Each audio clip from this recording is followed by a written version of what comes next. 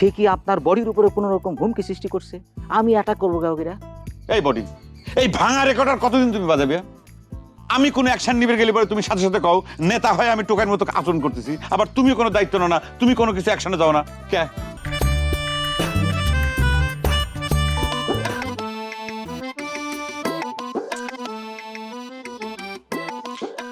গোলাপ, লোকটা কি উঠা নেই গেল না? উঠে নিয়ে যাবি কেবা করে আম্মা? আচ্ছা আম্মা একটা কথা কত, এই বন্দুক কিনে তাহলে আমাকে কি লাভ হলো? প্রয়োজনের সময় যদি এই বন্দুকটা ব্যবহার করবে না পারলাম। তাই কয়ে কি তুই লোকটা গুলি করে মারবার চাস? কামটা কি ঠিক হবি? এই যে আম্মা ম্যাডাম, এই কথাটা আমি স্যারেক বুঝাই বেরো পারতেছি না। এই তুমি চুপ করে থাকো, কোনো কথা কবে না। তুমি বডিগার্ড, তোমার যে দায়িত্ব সেটা তুমি ঠিক মতো পালন করতে চাও, আর বক বক করতেছে, বেশি কথা কয়। আম্মা ম্যাডাম, আপনি কন, আমি কি বিনা কারণে কোনো মানুষের উপরে হামলা করতে পারি? আবার করছো বিনা কারণে? কে সর্দার বাড়ির সামনে বসে সে যে ডিস্টার্ব করতেছে, সেটা কি তোমার কাছে কোনো কারণ মনে হচ্ছে না?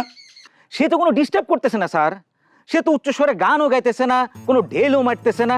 সে যেটা করতেছে সরকারি রাস্তায় বসে শান্তিপূর্ণভাবে অবস্থান করতেছে। এই তোমার সব গল্প কিটা শুনতে চাচ্ছে? তোমাকে আমি অর্ডার দিয়েছিলাম তাকে অ্যাটাক করবেন, তুমি তো আমার অর্ডার ফলো করো নাই। আবারও সেই পুরান কথা কওয়া লাগে। আপনি কন স্যার, সে কি আপনার বডির উপরে কোনো রকম হুমকি সৃষ্টি করছে? আমি অ্যাটাক করবো কাউকেরা? এই বডি, এই ভাঙা রেকর্ড আর কতদিন তুমি বাজাবে? আমি কোনো অ্যাকশন নিবে গেলে পরে তুমি সাথে সাথে কও নেতা হয়ে আমি টোকার মতো আচরণ করতেছি, আবার তুমি কোনো দায়িত্ব নাও না, তুমি কোনো কিছু অ্যাকশনে যাও না কে?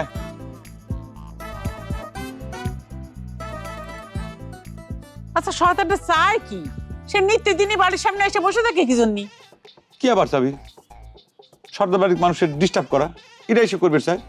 সে হচ্ছে বিশ্বের বাড়ি থেকে নিয়োগপ্রাপ্ত একজন ডিস্টার্বকারী সে। গোলাপ, আমার মনে হয় বন্দুক নিয়ে যাওয়াটা ঠিক হবে।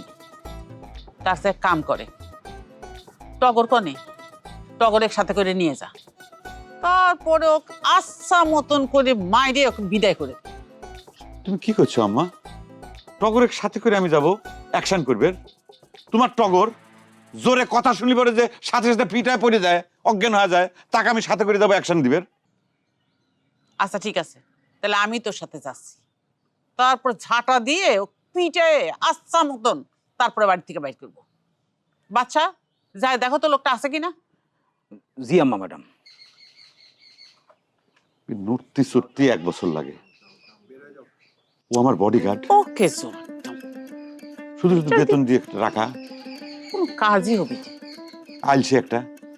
আমি ডানি দেবে করলে পরে ও বায়ে যায়, ও বায়ে যায়, মানে আমি কি করবো আম্মা? এন্ড উইয়ের বডি পাহারা দেওয়ার জন্য আরেকজন বডিগার্ড আমার রাখা লাগবে। তুই পার্মানেন্ট করিস কি জন্য?